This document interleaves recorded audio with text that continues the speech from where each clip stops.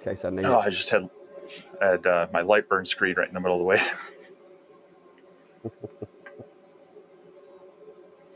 Trying to monitor that for how this test job's going. Yeah, it did be a little project earlier.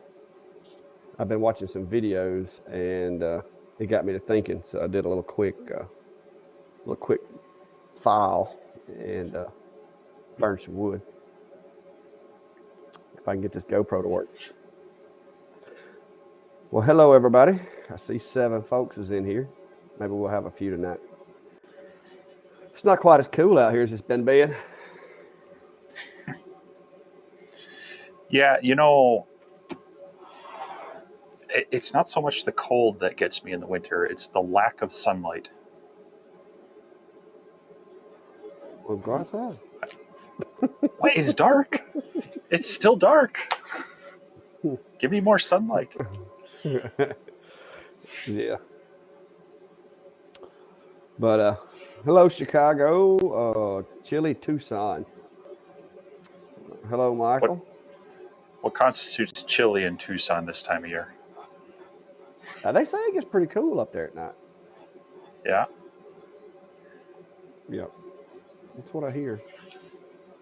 I've heard it does. I have been over Tucson, but we never touched down. So I've been in central and northern Arizona, never southern.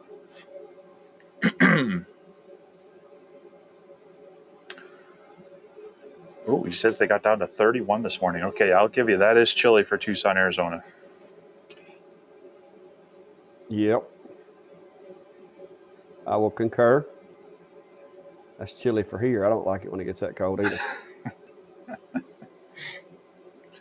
Well, we've enjoyed our warm first half of. So here's the weirdness we had here this week.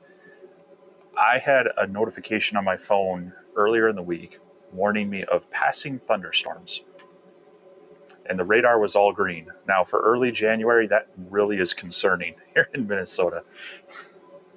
Yeah. Well, hello there, Tennessee. Getting Alberta. Yeah, Alberta. I've heard it's cold up there. Yeah, it looks like the GoPro's not going to cooperate with me tonight, so I don't know what the deal is. I probably grabbed the wrong cable. I got to go through with cables. Yeah, that's so the annoying 28 thing. in, so just keep watching for questions. I'm still trying to work on this GoPro just in case I need it.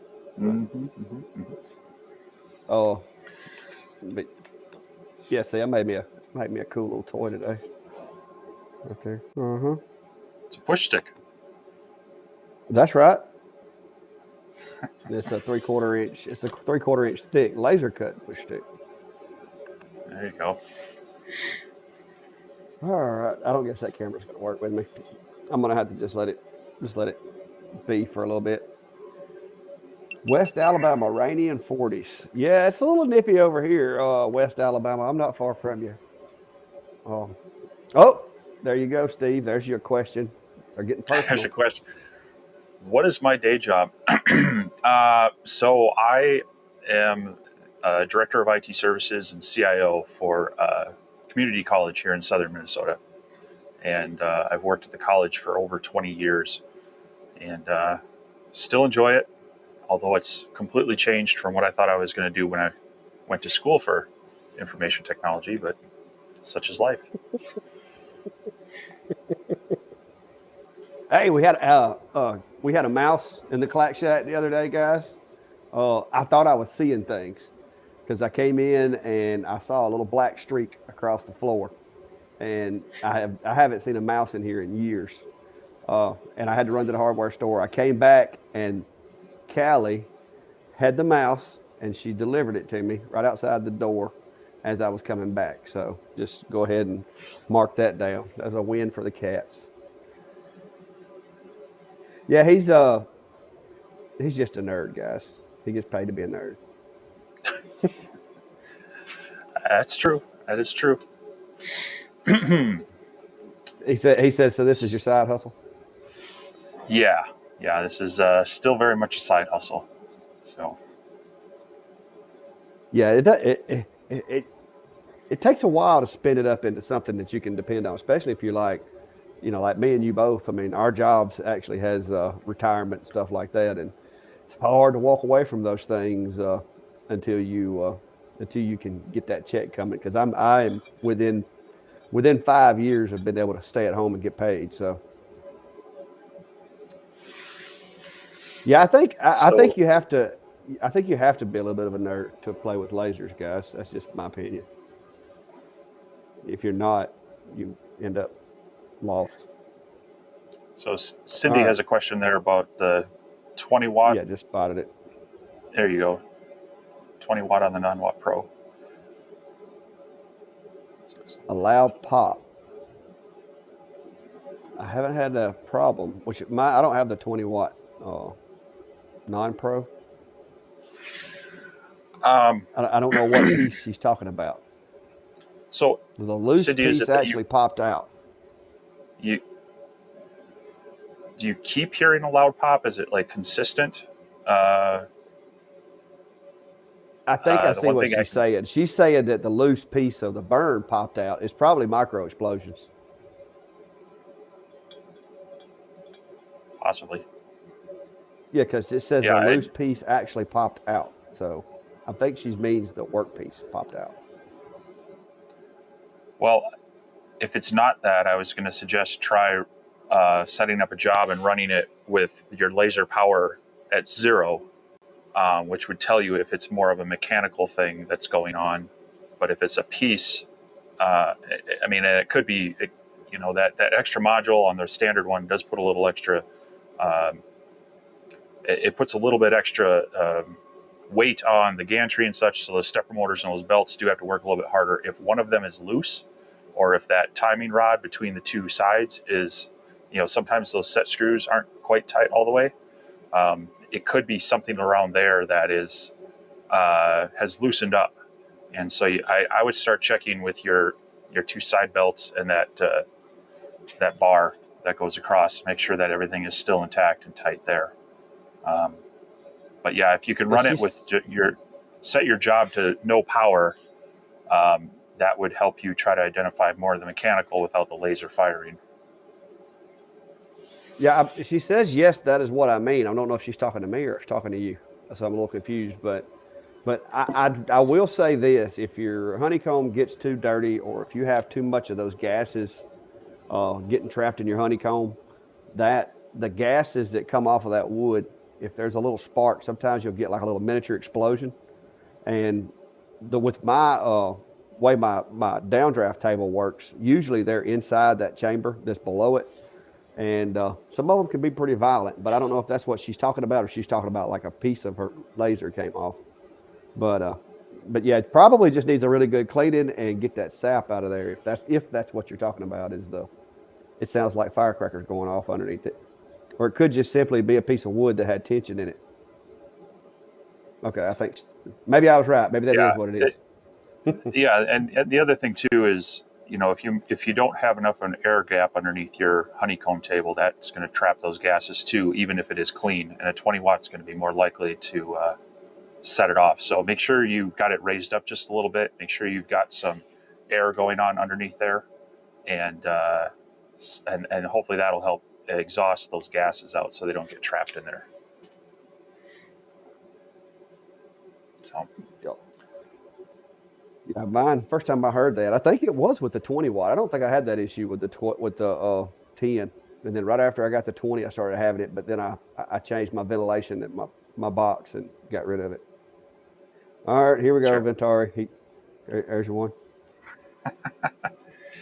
Yeah, glad that was helpful. So yes, I'm working on a new laser. I actually did a live stream of building the Dakota L1 laser early this week, and so I've been running some tests on it. And I figured I would run through some of those tests, because that's a question I get a lot: is what settings should I use for this material or this laser and such, and it really is imperative to run those material tests.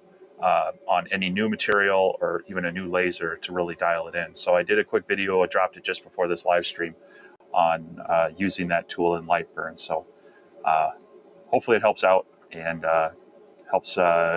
It's less trial and error. Everybody hates wasting some material, but you got to have that sacrificial material, and you run that once or twice, and then you know what you need to be at rather than continually guessing on it. Agreed.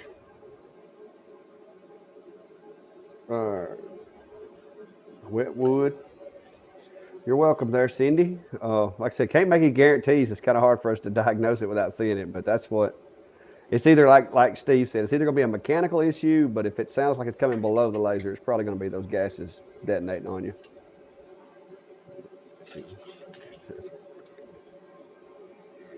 Did you do like a blueprint burn or something, Steve? Is he talking to you? I have actually. I don't know if I've done a video on it. So I did one of the canvas engravings where I painted it white and then put blue on, like a real royal blue, kind of like a blueprint paper, and then I etched out an airplane 3-view off of it.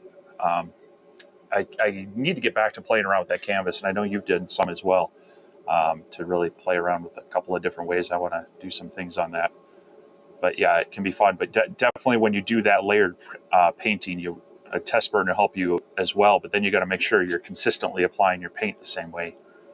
Make sure that your settings match. So yeah, the canvas can be very challenging. Very challenging. All right, what else we got? Have either one of you engraved dog balls?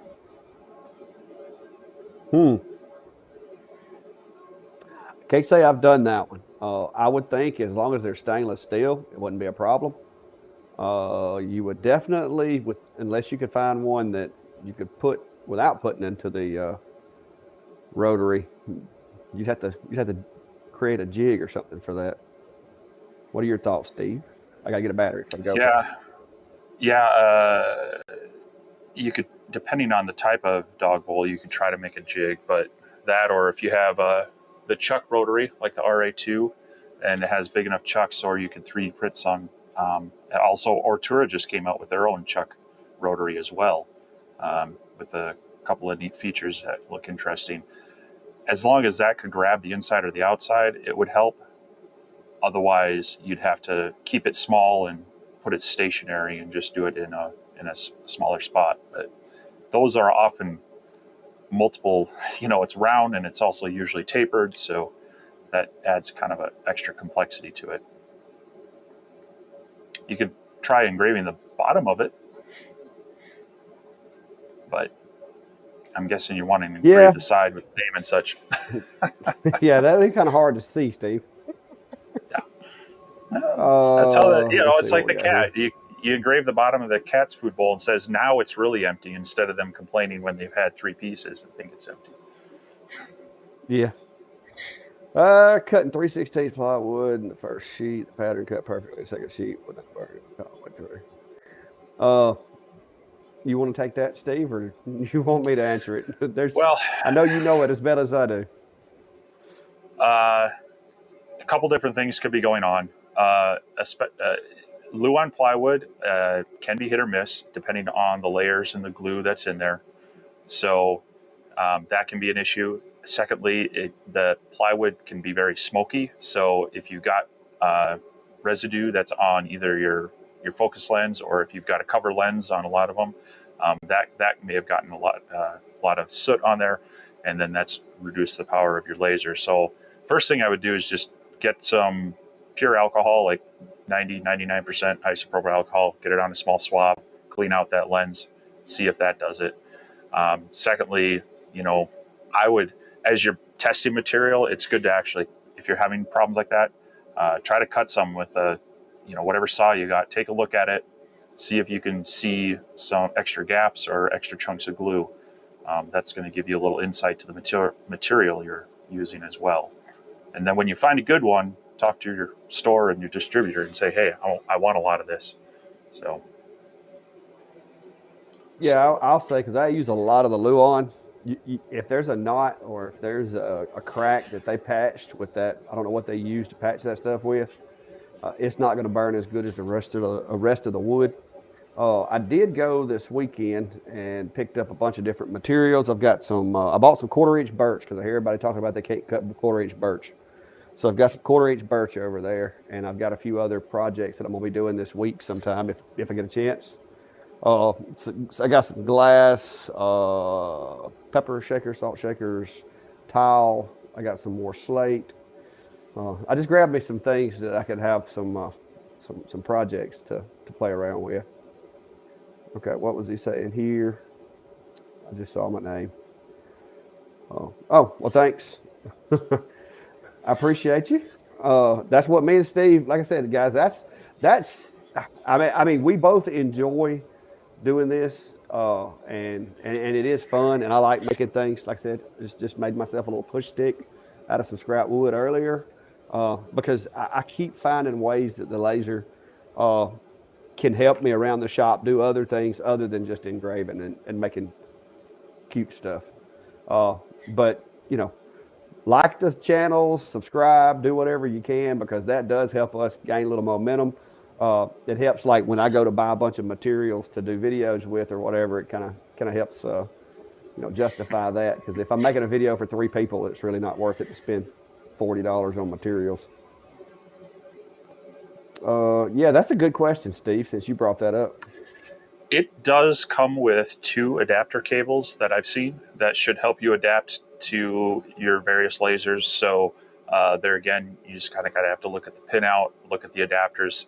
It's very similar to the RA2 where they gave a couple adapters, but I think the price is $180 or so. So it's cheaper.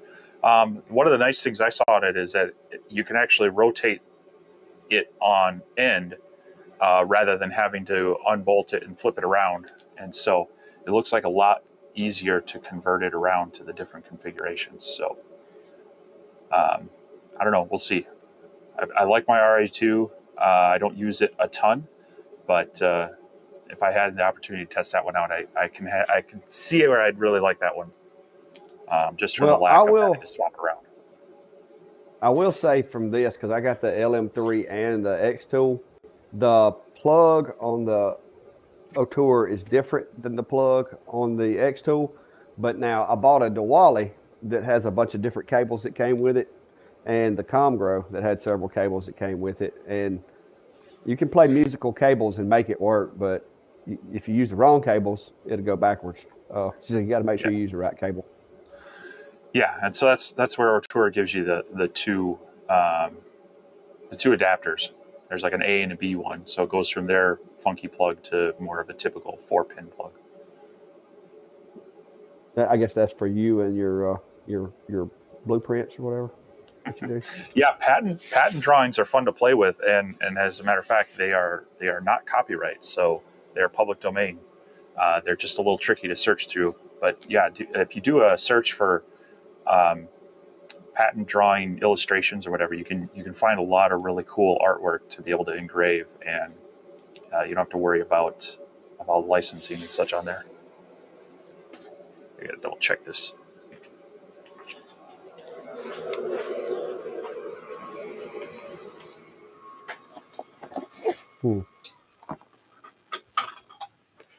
Yeah, now that I know that O'Toole is making a chuck like that, I might have to look into that because I've kicked the idea around about getting the RA2, but I just don't like plugging and unplugging that thing. I think which on that topic, before I forget about it, hang on. Guys, I am in the shack, by the way. I'm playing with some software, but this is where I am. I'm just playing with some software to kind of, maybe get a less distracting background. But give me just a second. I got something I got to show you guys. All right. The full disclaimer, I haven't tried this out yet, but got this sent to me in the mail, and it's from Ronnie Shriver, and he may be in here. I think he's the one that asked for the P.O. box the other day, Steve. But he has made, and I haven't tried it yet. Now, Ronnie assures me that he's tested it and it works.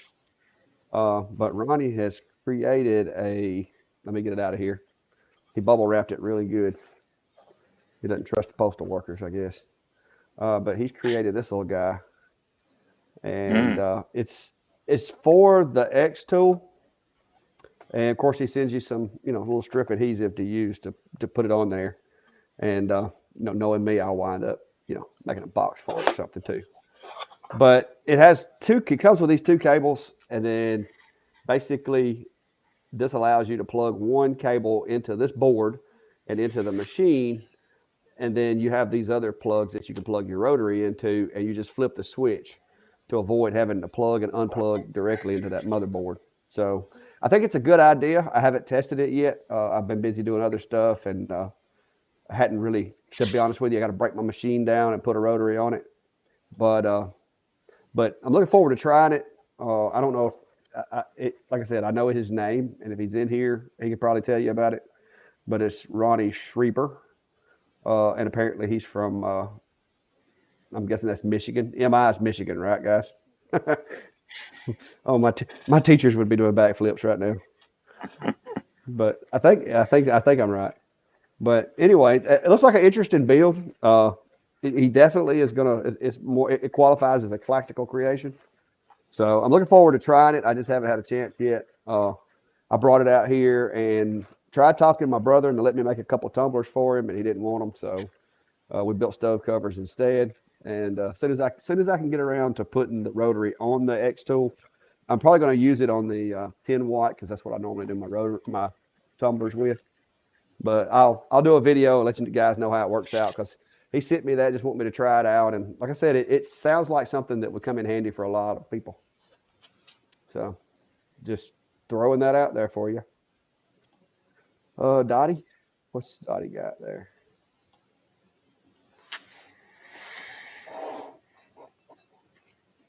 Yeah, Norbert, I saw an email that you sent me the other day of some engraves you done. Look pretty cool. I've got to create. I'm thinking of what I'm going to do is I'm going to create a Facebook group so that you guys can put those pictures in the group and not necessarily have to try to email them or whatever. We can just kind of share them with everybody. So hopefully that'll be coming before long. Me and Steve might can get together and come up with something that we can work. But I don't know that I want to be administrating a whole bunch of pages though. See ya, Aaron. Take it easy, man. So you've done more of those stainless tumblers, right? You did a whole video on that recently, with and without the Surmark, right? Yeah, matter of fact, this is one of them. Yeah. Yeah, I've lost count, but I know I've done several orders of 40, a couple of orders of 60, and then no telling how many just like 2 or 3 here, 2 or 3 there. I've done several hundred tumblers since I've had my X tool. So you might have some settings for Dottie to at least get in the ballpark with her 20 watt. Stainless steel for the first time. Are you wanting to use spray, Dottie, or not? Or are these coated tumblers, or are they not coated? I need to put that back up there where I can read it a little better.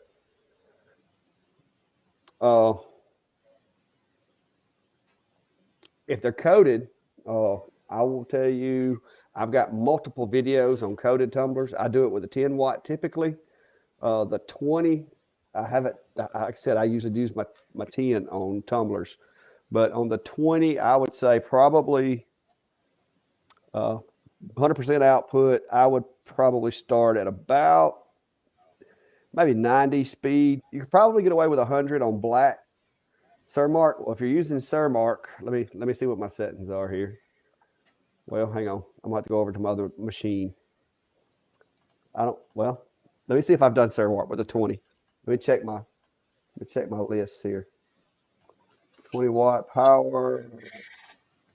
No, I have not done Surmark with it because I always do it with my 20 watt or my 10 watt. Basically, it's going to be the same settings as you use to get powder coat off of something is what I've had the best results with Surmark. I use 100 millimeters, 100% power, and 80 millimeters a second on my 10 watt. So I guess I'm just going to do a video, Steve. because I've got plenty of practice cups. I hate to tell her wrong, but I haven't used my 20 for tumblers because my 10 is just, it's not in an enclosure and it's just so much more convenient. Well, I mean, there's always the possibility. How much time we got left in this live? there's always that. I mean, I got some stainless, I got some Cermark. We can fire it up right quick and see. But I don't know about the tumblers. What kind? The type of tumblers is going to matter too. But let me see what I got in the way of stainless. Control this for me while I'm doing that, Steve. Let me just see. So earlier, Brian asked thoughts on the Comgrow Z1 10 watt by the Air Assist versus the Atzer P10 with Air Assist versus an Atom X20 Pro with Air. Is more money worth it for these options? Now, the Comgrow Z1, depending on when and where you get it, they have been sometimes coming with the Air Assist cone on them now. So that might not be something you have to buy. Either way, I would strongly recommend any laser you get, make sure it has an Air Assist, hopefully included, if not an option to have it. The biggest thing I would say is if you can upgrade to 20 watts without breaking the bank, I think you're going to find that well worth it.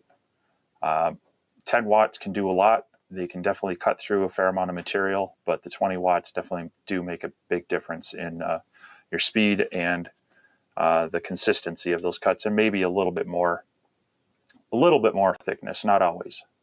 But so yes, more money is worth it if you're maybe gaining features or power.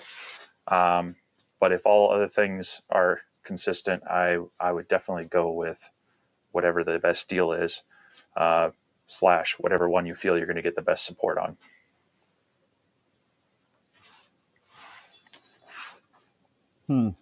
Well, I don't have any flat stainless. This is the biggest piece of stainless I got laying around.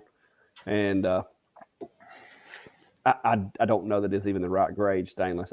I have marked it before, but I'll try to get a video together, Dottie, but I'm going to have to take the machine out and put the legs on it and all that, set the rotary up to be able to do a tub. I've got some tumblers, but I don't have any flat stainless anywhere in the shop. So if you have a hardware store near you, check and see if they have stainless steel outlet covers. A lot of times they'll have blanks there, and those can make some inexpensive test material on stainless steel. So that might be a way to at least test your Cermark on some stainless steel on a less expensive piece than your actual tumblers. Get you at least in the ballpark with them.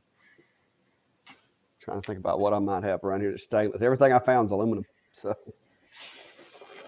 I don't have any stainless. I can stick to the 20 right now. Got a couple sheets. You got a 20 watt? Throw some Cermark on it and see what it does. Oh, my friend's got my 20 watt module right now. I'd have to fire up the Atom stack or something. If you want to stain your project, do you stain it first or engrave first? I recommend engraving first. You're gonna get however many people you ask that question, you're gonna get just as many answers. And the reason I say that is because certain stains contain mineral spirits and that type of thing that are flammable, and soaking your project in a flammable substance before engraving is not really a good idea.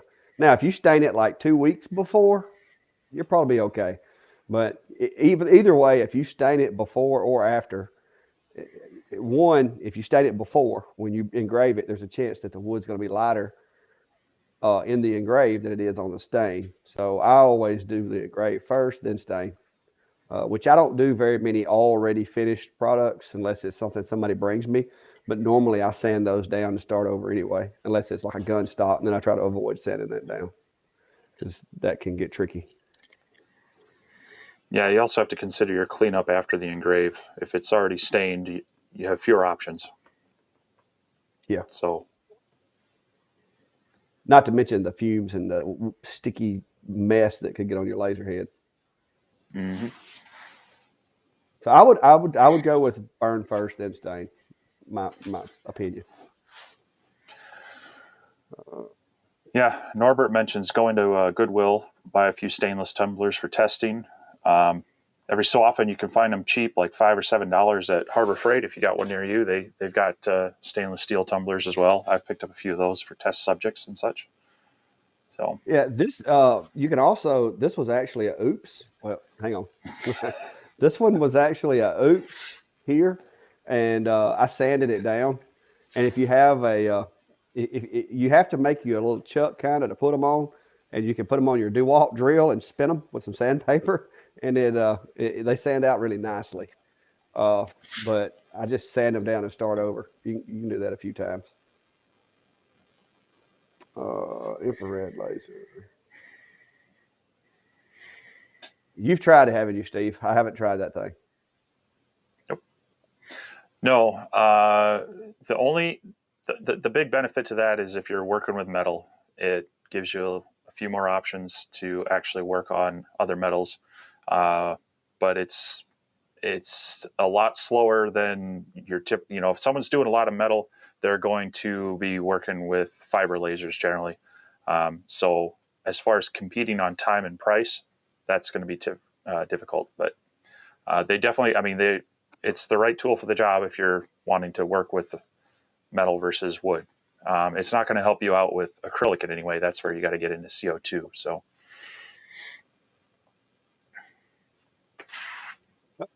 Okay, I actually have a demonstration sitting right here on the table for this for this question, and there it is. Well, hang on, I got to turn that off. That is being weird.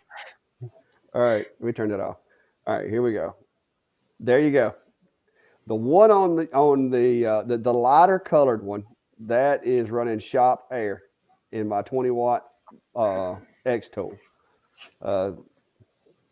This guy here, that's the 20-watt X tool running shop air. I did nothing to that burn except just take it out of the material.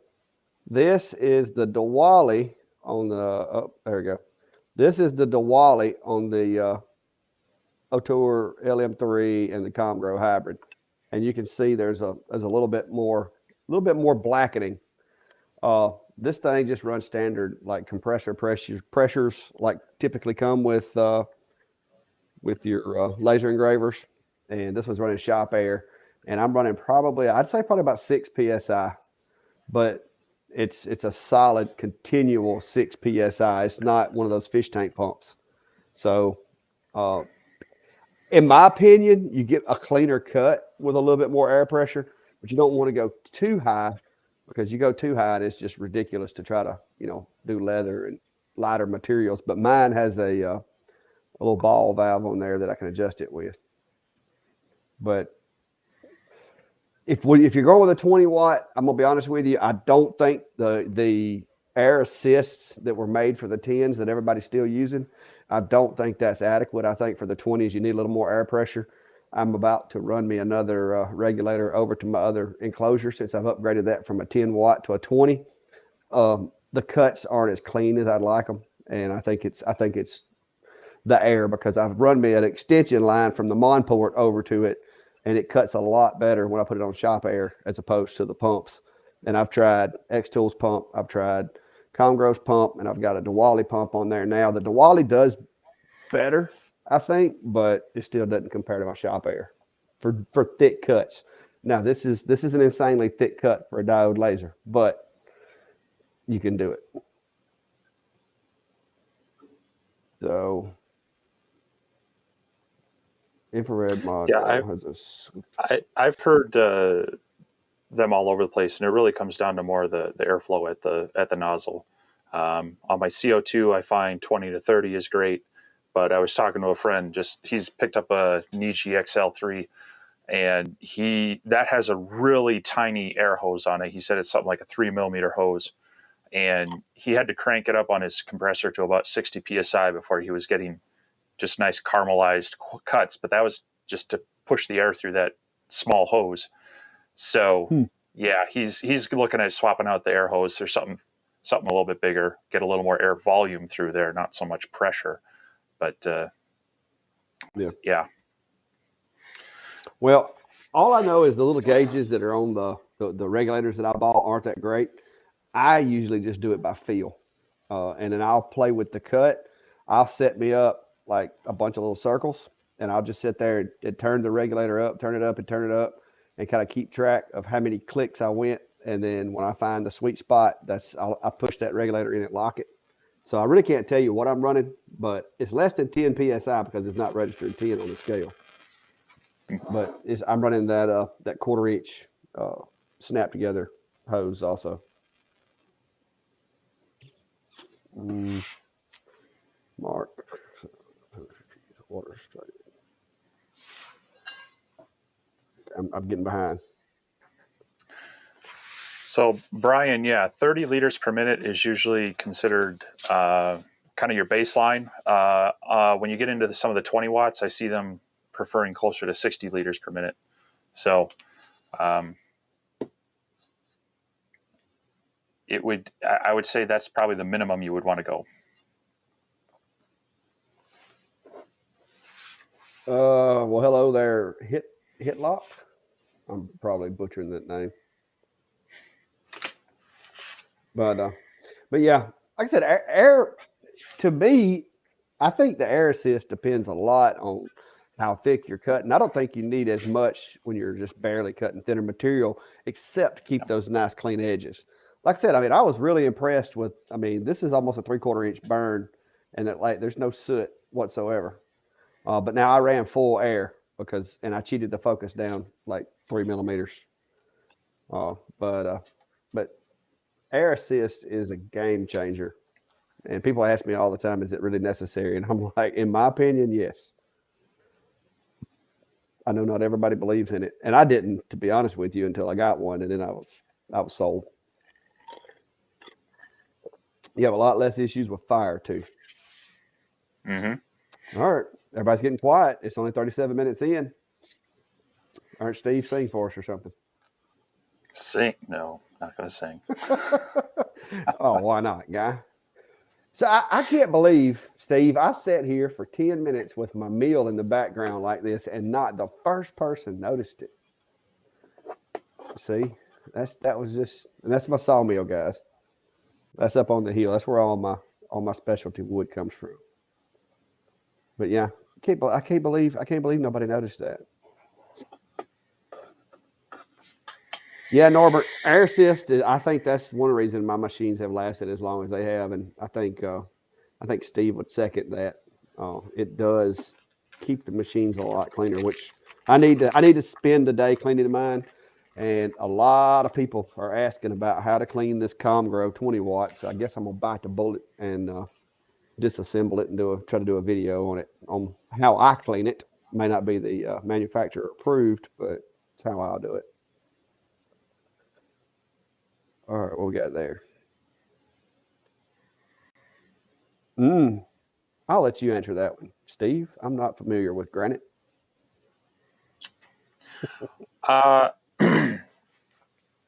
So I've messed around with some tile on my CO2 laser. I would definitely say if you're wanting to get into various stones like that, a CO2 is probably going to give you more regular results without, if you're working with the diode, it's going to be highly based on the color and how opaque it is, whether it's a polished or not. Whereas the CO2 is going to react with it pretty much consistently.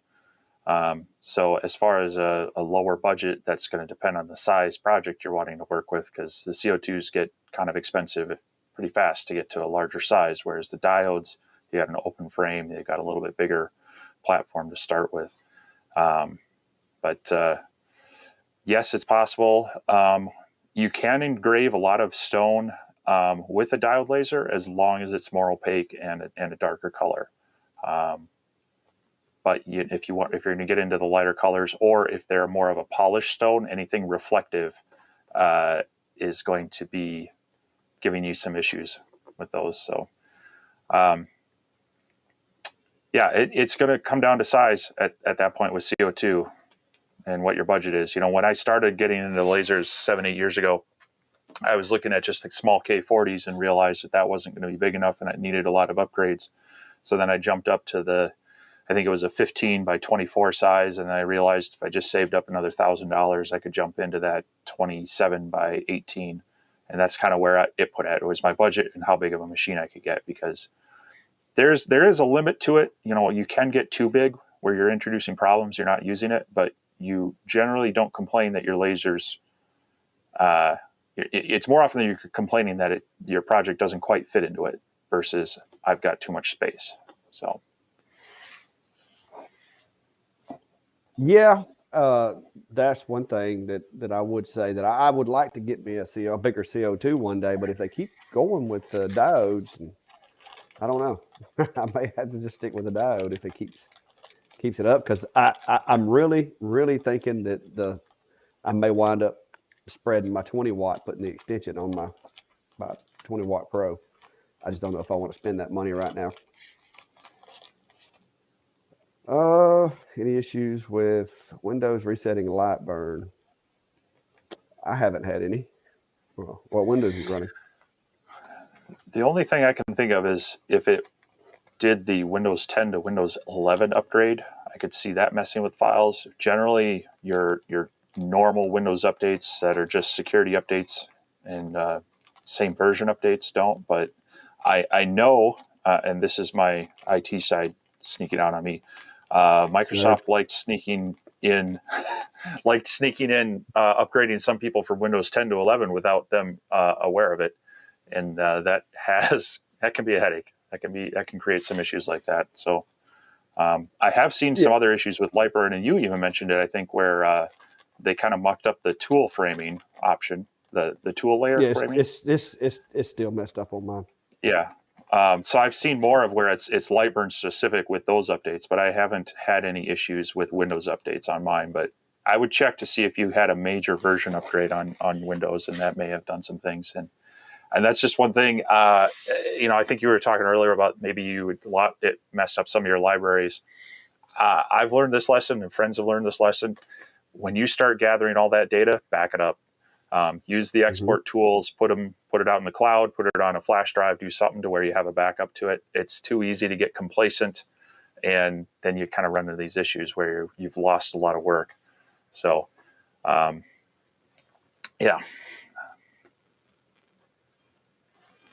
All right. Any tips for larger laminated products using print cut?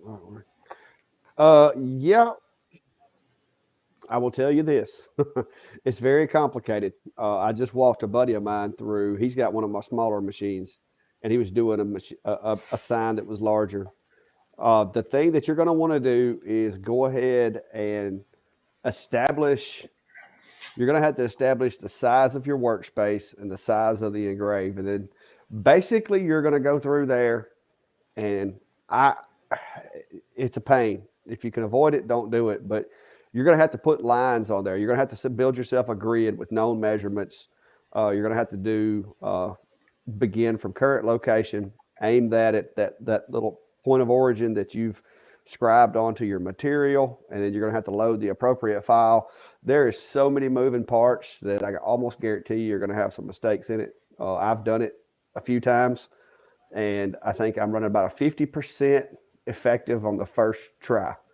And it's usually because you forget to click something, or you forget to turn this layer off or turn that layer off. And it's going to be a headache. That's the only reason I have considered extending my 20 watt, is so that if I did have a big job like that, I could do it all in one pass and not have to cut it up into pieces. Because getting everything lined up, you need to, you always heard measure twice, cut once. Measure 8 times and burn once, because I'm telling you, it is a pain when you start splitting those engraves like that. So have you tried it yet? You know what I would? Yeah. I was just going to say is at minimum, if you can set up some sort of jig that you can align your sign to, as well as your laser, at least on one side, so that you can slide it along and know that axis stays square in one plane. That's going to help you a lot. At least get one side, one axis square and lined up. Then it's just more of moving it in that one direction to try to line up your points. When I do tiling on the CNC router, usually you have pins that you reference. So you'll have your materials larger than your object, and you have pins that are marked, and those kind of self-align to the wasteboard. So anything you can do to at least lock in one dimension is going to help you out a lot. Yeah, I use these guys, and what I do is I just take my jig and I take blue tape it together, and that allows me to put this against a straight edge, clamp it to the material, and you can slide it all the way from one end of the material to the other. But you're basically going to have to build reference points into your engrave, and and then when you get through, it's a whole process. One of these days I may do a video on it. But yeah, I've got a straight edge that you can clamp to I think it's 8 foot long, and then you can just use this to slide around. And as long as you put those timing marks in your engraved where you know where they are, you can line everything back up. But it's a pain. Let's see. Oh Lord. Okay, I hope that's not a bad thing, Gary. I hope you're not here mad about it. But I'm happy with mine, and I know there's some people that aren't, but cool. I hope you enjoy it. Yeah, I haven't pulled the trigger on the extension kit, guys, but there you go. I think you did a puzzle, didn't you? I did a puzzle. I did not deal with kerf in that one, because in my tests with it, having the loose kerf on it was just enough to allow some play for the puzzle pieces to go together easily, versus being like a tight, snug press fit. Now, when you're dealing with inlays, you definitely want that tight fit. So it's been a while. It's actually kind of on my list of things to do as a video on adjusting for kerf, and so it's on my list. I don't have one out yet, but yeah, on puzzles I wouldn't worry about it so much, but on inlays for sure, you want to play around with that and get that dialed in.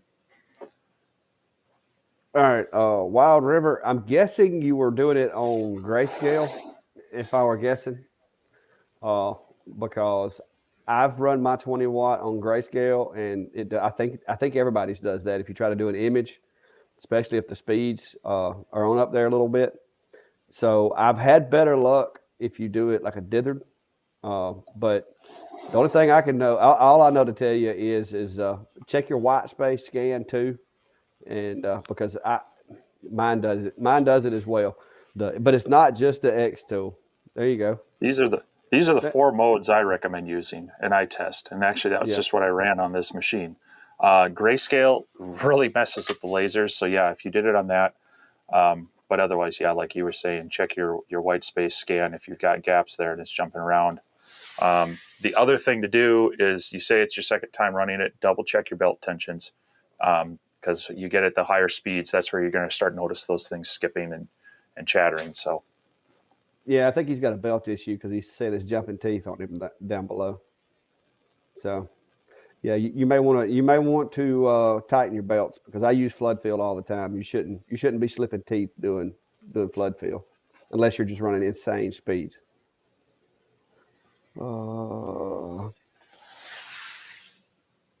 I use 16 by 16 sheets, but some of the files I have built to accommodate 12-inch material. But I recommend 16 by 16. Some of them you can squeeze onto a 14. Yeah, Castro answered that for you. Appreciate it, guys. Way looking out. Steve, there's one for you in your enclosure. Yes, I do have. Well, let me see if I can show it. There we go. While he's doing that, good evening, Tiny. So I have these side slots that are about 12 inches wide, and it's at the same level as my honeycomb bed, so I can actually slide material wider through, and it'll stay at the same level. But I figured I wouldn't be doing anything deeper than 12 inches. So I mean, obviously you could make this the full width of it and have that. But yes, I included that for that very purpose, so that I could still have the benefits of the enclosure, but not restrict my ability to run some wider material through it. Yeah, and Steve will sell you the blueprints to that enclosure if you're interested. Gio, who was it asking me about that? Beaver Creek. What dryer are you using on your air compressor? It's Amazon. That's all I can tell you. I've got the one that's at the compressor itself, the Ingersoll Rand or whatever, and then I've got another little cheap one over here. I'll try to find. Let me go to my Amazon and look at my orders. But it's an Amazon as cheap as I could find that would work. But I will tell you, it does remove moisture. I'm not going to guarantee you that it gets all of it, but I do have to drain them periodically because they do start accumulating moisture. So now the first one that I purchased actually came with a oiler on it also, but I didn't notice it was on there when I ordered it to start with. But I went back the second time and I ordered one that did not have it. So let me find that order. There we go. Yeah, on most of mine, I'm using a fairly inexpensive moisture trap. Yeah, this thing's $21.69. It comes with a regulator, a dehumidifier, and a valve, and it's $21.69 on Amazon Prime. So, I've got two of them. I got one on the Monport, and I got one on my 20 watt. So there's the link to it right there. Now, like I said, it is cheap, and the gauge it's useless, but for $20-something, it works. Oh, I just lost chat comments for some reason. I'm guessing they're still coming in, but I had to refresh. Yeah, we've got some. Does brand matter on CO2 lasers? What brands are good to get into the market right now? And if you order online, do they replace defects? So yes, brand does matter. You can go anywhere from no-name eBay reseller on up to what I would consider the top of the line is going to be something like Trotec, which are actually made on Austria. And you're going to pay for that. There are some resellers within the U.S. like Ohmtech and Monport that they do a better job of trying to have some quality control, have some U.S.-based support. So those are some things that might matter to you if you're in the U.S. But that being said, even when I bought my eBay laser, I did have an issue with one of the inductive limit switches went out within probably a month. I did reach out to the reseller. They eventually got in touch with the manufacturer, and they sent one to me. That whole process took probably 8 to 12 weeks. Well, I went on Amazon and bought the $8 part myself, and now I just have an extra spare. So it more comes up when you're looking at the components and such. There's different brands of tubes that are going to have better quality and more longevity to them. Recce or RECI is one of the more popular ones that tend to be more consistent, tend to be more reliable. But that being said, you can get a lot out of an inexpensive thing if you're willing to tinker, or you could be really frustrated with an expensive one if you have no idea what you're doing. So yeah, basically, if you want support, you're going to pay for it. Yeah, most of the companies that support is definitely an issue. If you need it, you're better off if you don't need support. If you're a little more nerdy like Steve, and you can just figure it out. But Sharon's asking, can you use a heat press to straighten warped pieces of plywood, or would glue be an issue?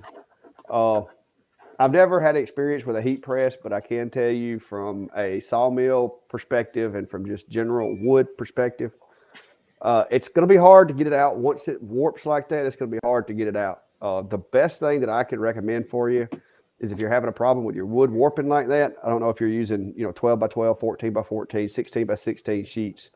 You're going to want to stack that stuff to where it's either under pressure or restrained.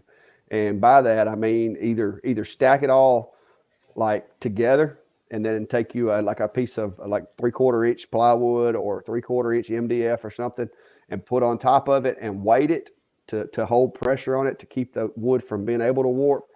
Or if in extreme cases, you can do kind of like what I do in the kiln, and you can stack it and then use like I said, something that's really flat, really straight, like a piece of 3/4 inch plywood or something, and take ratchet straps and ratchet strap it, and that'll over time that may alleviate some of that warping. But what's happening is the wood, as it dries, is probably wet when you got it, and as it dries, when those fibers start to contract, it's going to make the edges come up. So if you restrain it as it's drying, typically you avoid that. But if it's allowed, like if it's just sitting on the tabletop, then it's gonna move. I had 2 stove covers that I made that apparently Home Depot sold me wet wood and bull didn't catch it, and yeah, had to redo 2 of them. Clack Shack support program. It's much more of a moisture issue. So, yeah, if you can wet the wood and then hold it in place, weight it down, then you can sometimes get it back out. Or if you want to add a curve to a piece of wood, you can do the same thing. You wet it down, you let those fibers loosen up, you wrap it around something round, it'll start holding that shape. So, yeah, it's much more of a moisture thing. Heat can accelerate the process, but it's really more about the moisture. Yeah, I was gonna say now, if you can steam it or if you could spritz it with some water maybe and then put it in the heat press, that might be effective at getting it back limber. But then you're going to need to flatten it out and keep it that way until it dries again. Mm-hmm. But yeah, moisture plays havoc on wood, no doubt. Yeah, Brian's right there. Clack Shack support program. It's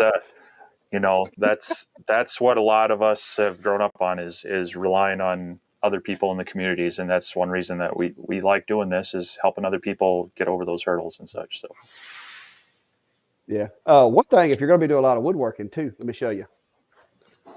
This is just a tip, and I'll go ahead and I've got a video that's going to be coming out that hasn't yet, but if you're doing woodworking, you're going to need hang on, one of these. One of these guys here. This is my more expensive one right here. This is my FLIR, and this is how I determine when wood is wet or when it is not. But I got one of these sent to me to try out, and so far for $20, it's hard to beat. It's running neck to neck as far as accuracy with my $100 and something one. So I'm prepared to do a video with it, but it's just like a laser or anything else. I want to use it and get comfortable with it before I do the video. So I've been playing with it, and I've been checking wood. So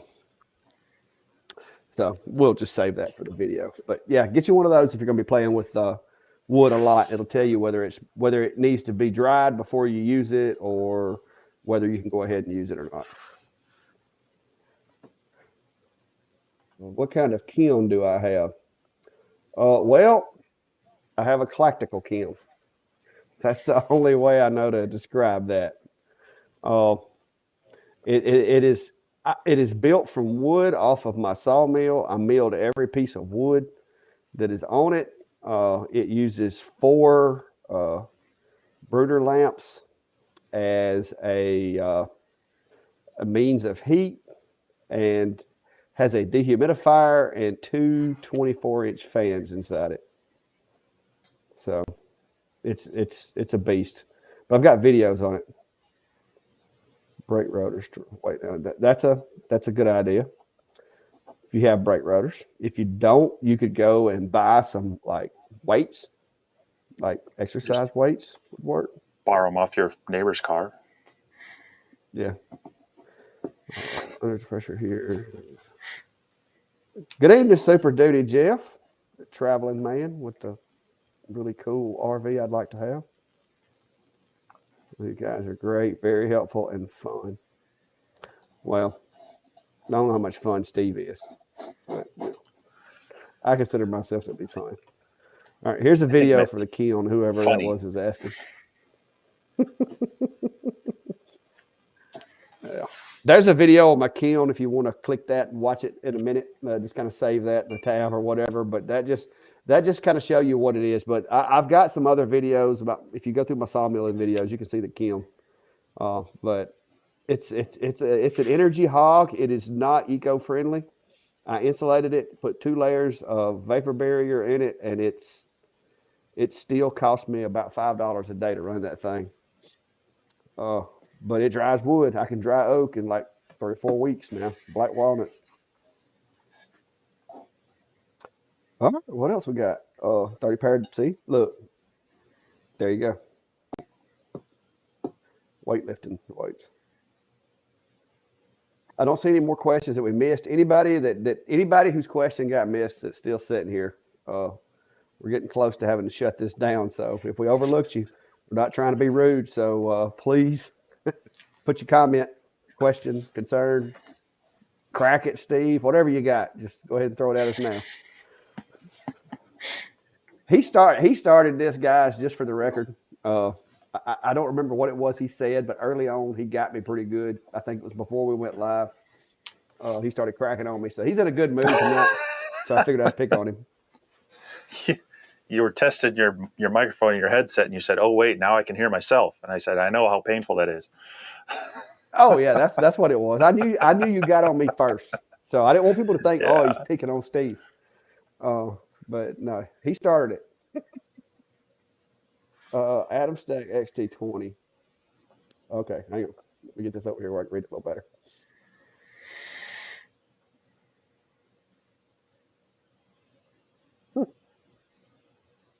Are you using a tool line? Because if you're using a tool line in Lightburn, and that's all you got in the workspace, it's probably not going to frame it, because I've been having that problem with my Lightburn.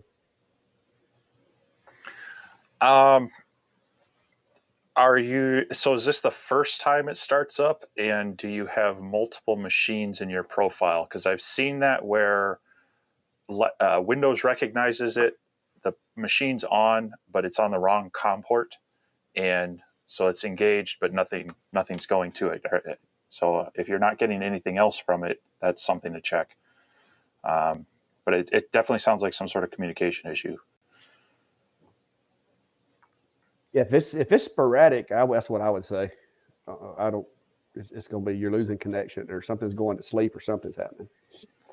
What is the best way to hold up a drag chain? Seems to be drooping. Now, are you talking about a drag chain or the actual just the cables?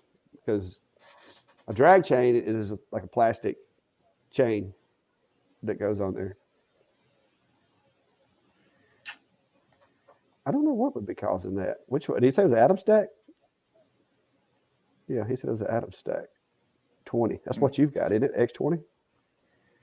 Yeah, they have a couple different versions. There's the A and the X, but they're fairly similar.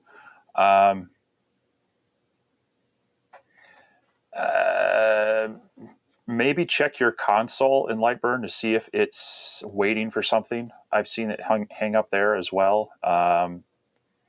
If something interrupts the job and it doesn't quite finish what it's doing, sometimes that gets hung up. And unfortunately, sometimes it's just rebooting Lightburn.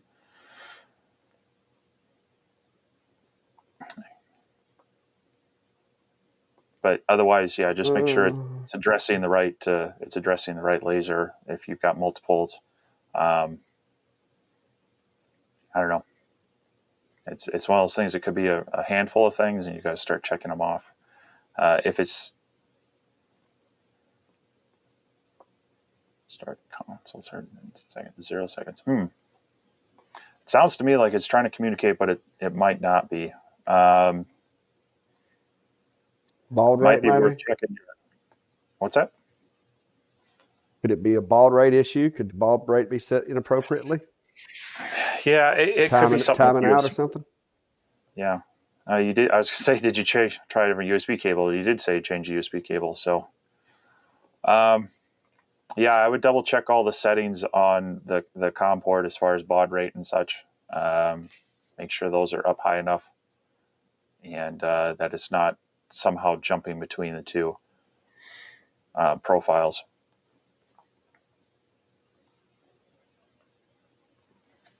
But yeah. Oh, who was this? It was somebody else was asking. She's talking about the drag chain. If you've actually put a drag chain on there and you're saying it's sagging toward the other end, the only thing that I can think of would be maybe to make yourself like some little risers to hold the drag chain. If you're saying that it's drooping in the middle and it's actual drag chain, uh, you could either make some out of wood or 3D print them, or I think they sell those too, don't they? Like where you can screw them to your work table or Yeah, whatever. yeah. Like 3D little printing would bridges. take a while. You can usually you'll 3D print like just the adapter that goes on the end, but then you'll buy the whole drag chain. No, I'm They talking make about the various different just sizes. the Such. holders.